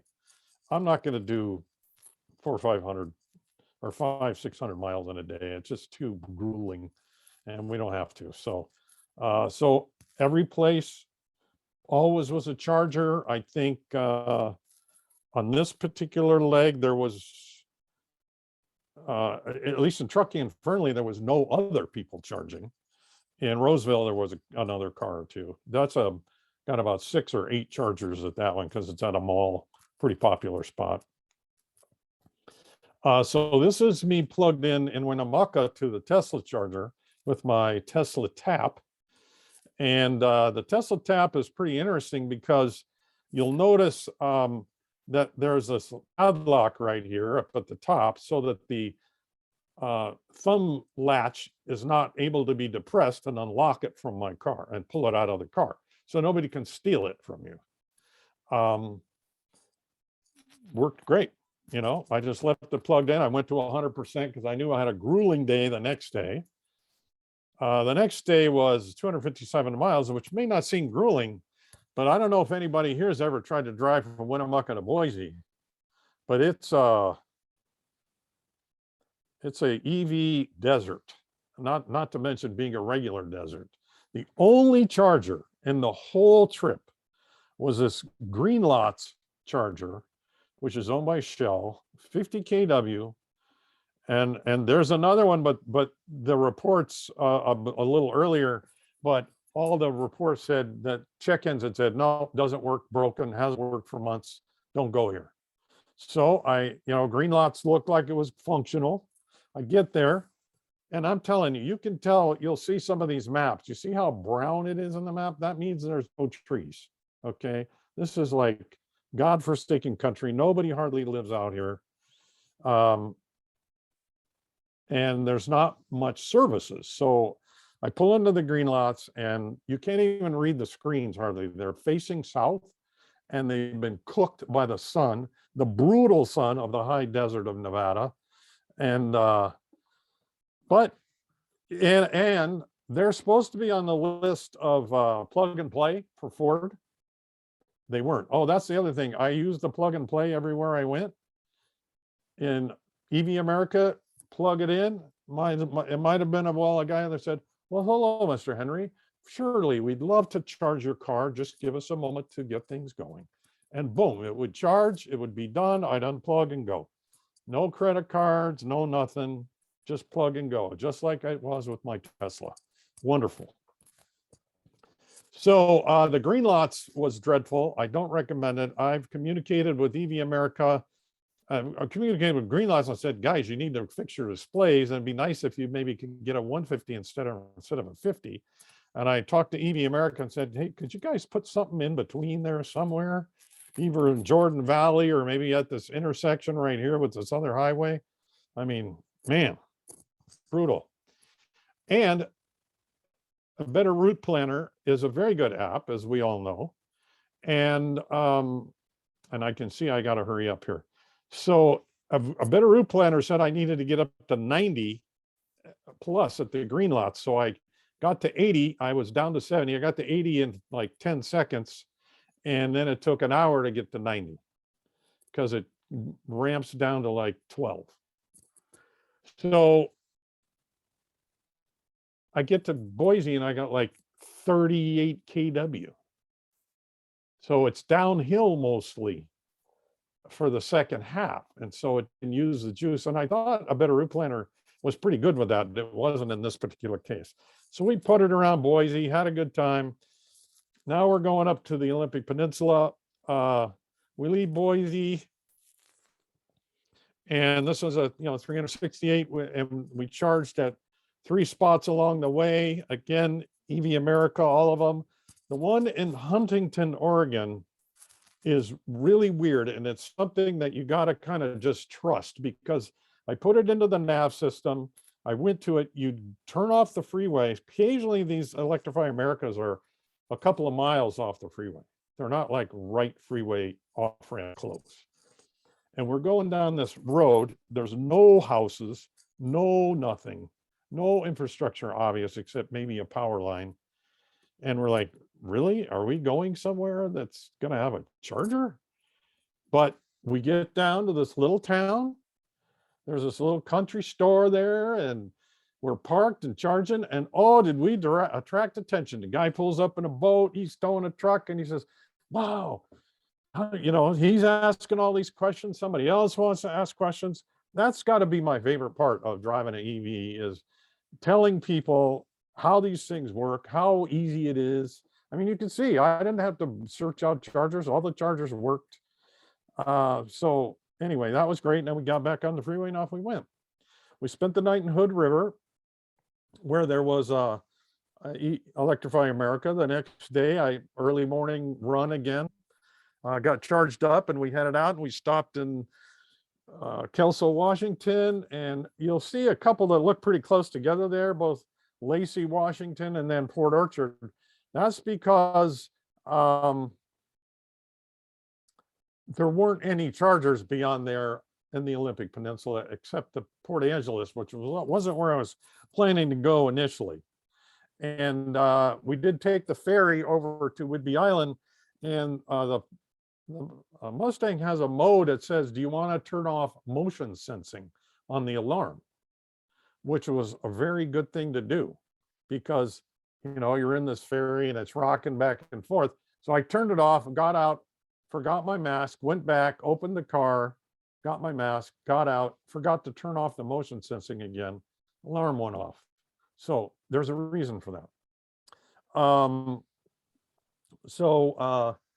I can't see the top of this, but hopefully you can. I went to Port Angeles, charged up early in the morning after we tootled around that area and visiting a bunch of friends and spending a couple of nights. And then we headed down to Portland, hit a couple of chargers on the way. And sometimes we'd hit a charger just because we needed a break or I needed to get some lunch, you know. Got to Portland. That worked out great. Again, that was a little bit shorter trip. From Portland, we had a real short leg going to visit a friend in Corvallis. So we popped into Electrify America in Portland. There's more than one, but that was the one we went to. A lot of them are at a Fred Meyer or a Walmart or, you know, Target. They seem to be in those kind of places. So there's plenty of services around. Then the one in Albany was the only place I went where there was more people, more cars and chargers. I pulled in, there were two cars already there. I pulled in and plugged in. There was a Mustang next to me. There was an Audi e-tron the other side. And then a guy pulled in a Kia Niro, and he had his knickers in a bunch because he wanted to plug into a 350 and he could only get a 150. I tried to explain to him that his car will only accept 75 kW. So it really didn't matter which one he was plugged into. It would charge at the maximum rate. And what that pointed out to me is there's a lot of people buying EVs that aren't geeks like people like us. They don't really get it. And so there's a lot of education that needs to happen before I think this adoption is really kind of trouble-free. We also need a lot more chargers, of course. You know, hey, David, your point on the rate of charge, basically until recently, I never even thought about it, because when they sell them, it's not listed there. There's no place you look it up really easily. And because the stations were so slow before, now they're getting faster. Now it's becoming an issue. Yes, yes. And in fact, I have some friends that were then planning on buying an EV, and I sent them a list of all the cars. And you can find range and blah, blah, blah, but I sent it with the charge rate as well. I said, if you're going to make road trips in this car, think about this. So Albany was full, 2 more cars pulled up, but, you know, I was only there for a short time. You know, what used to be a 45 to 60 minute charge in the Bolt was now a 15 or 20 minute charge. So charged up, went to see my friends in Corvallis. Next day, headed down to Grants Pass. Just hit one charger. Here's a case where looking at the app was good. I would have stopped in Eugene, but the chargers there, the Electrify America was problematic apparently. And I went, okay, I'm not going there. I went down to this other one in Sutherland, Oregon, grabbed a sandwich. We went over to the charger, ate our lunch. There was an ID4 there, and I discovered one thing which I had seen already in the previous day, where both the Audi and the ID4 will charge past 80 quickly. They'll go up to 90 plus quickly. Now, obviously, they're not doing it at 150, but they're not doing it at 10 or 12 like a lot of cars will after they get to that point. So got to Grants Pass, went and saw some friends. He had a Chevy Spark EV. I think it, and it has like a 70-mile range or something like that. It was little, he didn't use it for long trips, obviously, but they want to get a new one. And so they were really intrigued, and we had a lot of fun talking about all kinds of stuff like that. The person I was visiting was the guy who was the janitor at Oak Grove School that had won the award many years prior. So he's very conscious of using solar and saving energy, etc. So then from there was the long trip home. We left Grants Pass the next morning. Again, I went to the early morning charge in Grants Pass, and then actually went to the car wash because I was sick of all the bugs on my car, which I, of course, knew I was going to get worse again as soon as I went down I-5. And then hit Wairika, Anderson, Willows. Again, easy finding these. They're all there. There was no trouble plugging in. Fired up just perfect. And then the last leg home. So David, a quick question. Yeah. How does the Mustang help you plan your destination in terms of where your charging stops are? So you said earlier that you charged a little sooner because you knew you needed to get to a destination. How'd you figure that out? Oh, here's I don't trust any I don't want to trust the apps to tell me where to charge, because they don't necessarily pay attention to the check-ins if there's a problem. So I typically plan them ahead. I'll plan it like the night ahead. I'll kind of put in my phone the addresses of where I want to stop, and then I just punch it into the nav and it just takes me to the next charger. So I don't use it for that purpose yet. Something on autonomous driving I might add is that after my experience with my Model X, the Ford guys said when we bought our Mustang, oh, well, we'll have our own kind of self-driving type thing coming out at the end of the year, and for $600 you can get it. And we looked at each other and went, I don't think so. Thanks anyway, you can keep it. I wanted to give you a kind of a snapshot on the energy usage. Can you guys see, I think it's because I'm screen sharing, I can't see the top of the spreadsheet. Can you guys see it? Yeah, we see the whole thing. Okay, good. Okay. So I just wanted to give you a sort of a brief synopsis. On arrival state of charge, mine was typically 30 to 50. And departure state of charge was, on average, you can kind of look down to see roughly between 70 and 80. Charge time was 15 to 20 minutes. Beginning charge rate was somewhere between 125 and 150. Ending charge rate was, about 80-ish. Then the miles traveled in between was somewhere between 80 to 120. So obviously the range of my vehicle is more than adequate for that kind of charging situation. Although I have to say, I did want to take the trip in late summer, early fall, when I wouldn't need the heater real bad, just in case, because the Mustang does not have a heat pump heater. It only has a heat pump air conditioner. Now, the average kilowatt hours per mile and or miles per kilowatt, depending on which flavor you like to look. For me, for my trip, it was anywhere between 0.26 and 0.42 kilowatt hours per mile, or 2.4 to 3.8 miles per kilowatt. And the variation was due to the lowest rate was between Port Orchard on the Olympic Peninsula, where I was never driving more than about 50 miles an hour, more like 45 was the top rate of speed, and puttering all over. And then I went to the Port Angeles charger and charged back up again. So that's kind of typical of what we get around town, what I see when I'm driving around town. And then the 0.42 kilowatt hours per mile, which is rather, brutal, was we were on the highway going along the Columbia River with a headwind. Now, I don't know if you know, that's like one of the windsurfing capitals of the world. The wind was howling. There was white caps on the river, and we were driving into the wind at 70 to 75 miles an hour. I don't think it gets a whole lot worse unless I had the heater going, which I didn't, fortunately. So that kind of helps you understand why there's that wide range. And this is just, and it's too bad the spreadsheet doesn't have your climb as well, because I've found that you use about 4 kilowatt hours per 1,000 feet as well.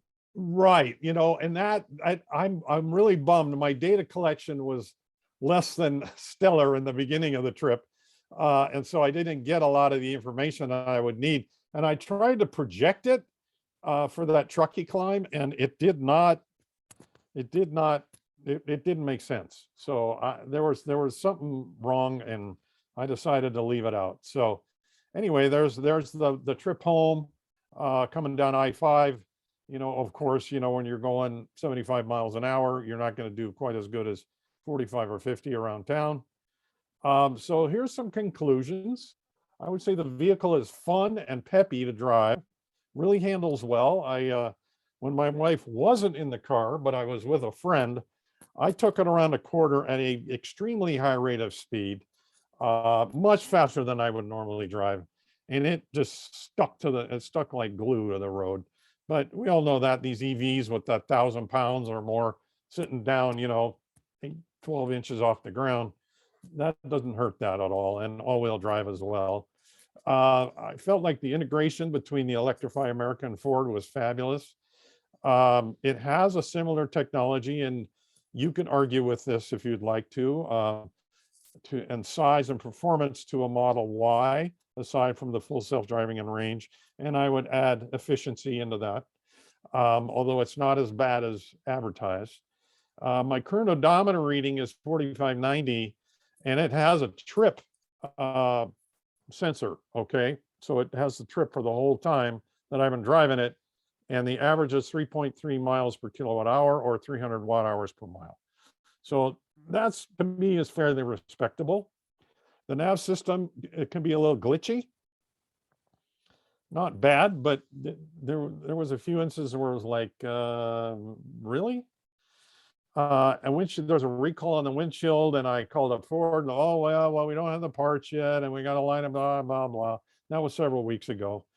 I am happy to say our Bolt has a new battery, and that went pretty smoothly once they got it in, and seems to be working really good. Increased range is always welcome.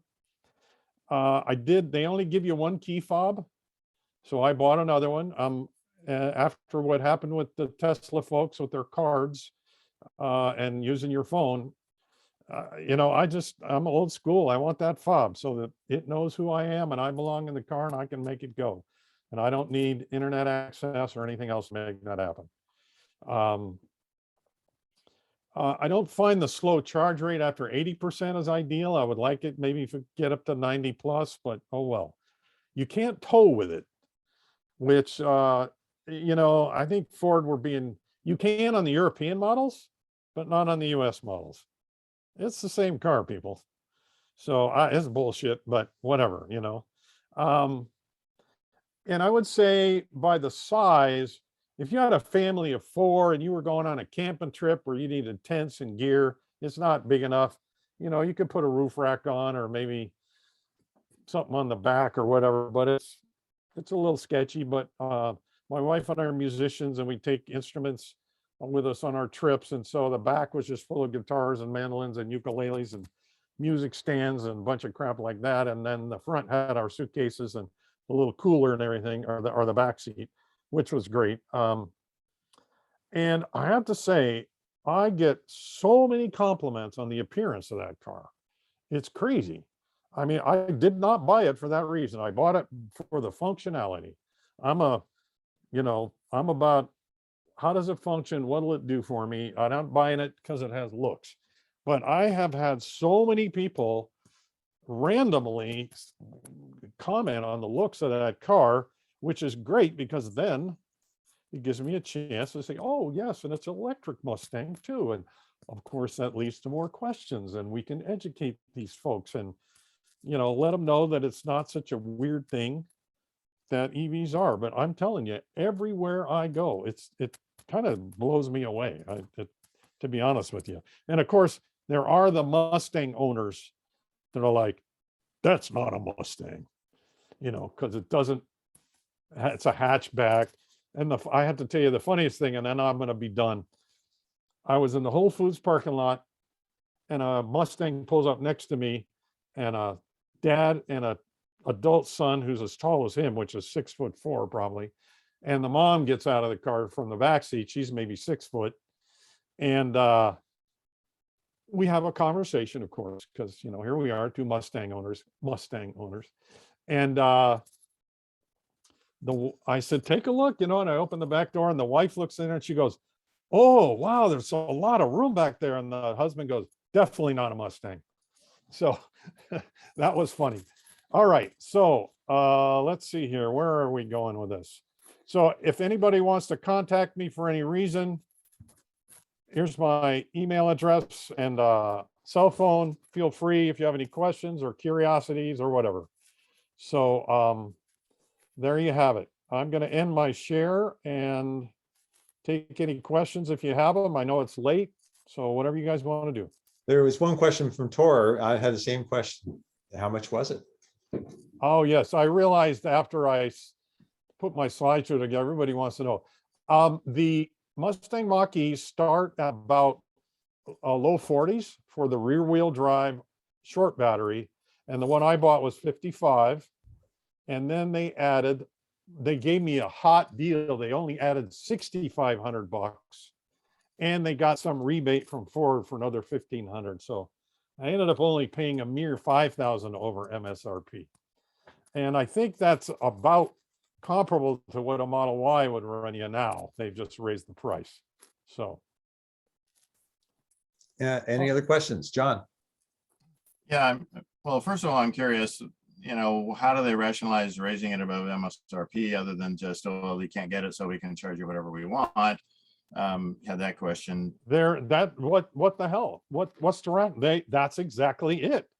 Yeah. We have them. There's not very many. They don't have they can't get cars to sell. They're having a hard time getting cars at all. So they're like, this is a hot item. They're in total demand. If you want it, here's the price. So the dealer gets the extra then, is that right? Oh yeah, that's all the dealer money. They're putting that in their pocket. Yeah, what does Ford think about that? That's all dealer money, you know, and if you don't like it, hit the highway, buddy, because I got a guy that's on the phone right now that wants it if you don't. Yeah, okay. So a couple others, sorry, I'm going to usurp. Where are the door handles on this? Okay, so that's fun. Did you notice them in the picture? I saw nothing. That's right. So the front has a button, just a circular button, and then it's got a little gripper, really, you know, that you can just grab to pull it open. Oh, so you push a button, it kind of opens a little bit, and then you pull it open. The rear doors just have a button, and you got to kind of grab the door and open it. Okay. The lock, to lock it, there's a little spot right above the button, maybe a couple inches that you touch if you have a key fob or a phone in your pocket, and it'll lock the car. Okay. So that's how it opens. Oh. And of course, you know, people go, oh, how do I get into this thing? You know, so, and that's why there's just a very nondescript button that you just push. Yeah. Okay. Now the other question is, you said it was a dual motor with like 375 or something horsepower. Is that split between the two, or what? What's the? Yeah, I think the rear, they use the same rear motor in all of them, which is like 200 and change, and then they got 100 and change one that's just for the front wheel. Okay, thanks. Any other questions? I rolled back to see if I could see the button on the screen, but we weren't zoomed in enough. Any other questions?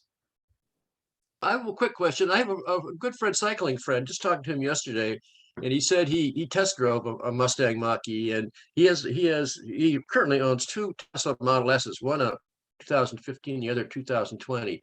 And he said he didn't like the performance. He didn't think it had good acceleration. And what I'm hearing from you is that it has great acceleration. What It's could possibly? it's all about the model. So if you get the rear wheel drive, that one's like 0 to 60 in like 6 seconds, 6.5, something like that. Because I got the all-wheel drive with the dual motor, you get the more horsepower, and so it's the same as my Model X was. So that's Okay, really, I'll tell. yeah, tell him. I know he just drove what they had on the lot.